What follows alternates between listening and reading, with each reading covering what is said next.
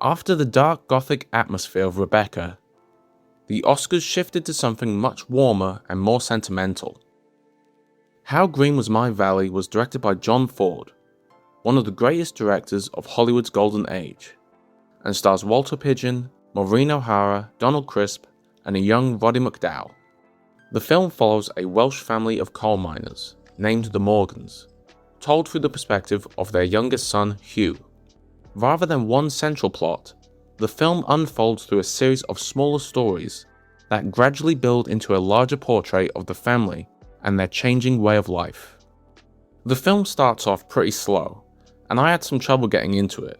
Its biggest issue is probably the characters. They're all likable and well acted, but none of them really stood out to me as especially memorable. That said, there's still a lot to appreciate here. John Ford's direction is excellent as always, and the black and white cinematography is beautiful at times. Combined with the musical score, it does give a nostalgic, almost dreamlike atmosphere. But of course, there's one thing this film is always going to be remembered for. It beat Citizen Kane for Best Picture. And yeah, that is a tough one, because Citizen Kane is widely considered one of the greatest films ever made. Something I agree with. But How Green Was My Valley is still a solid film in its own right, even if it is a bit slow and ultimately not all that memorable to me.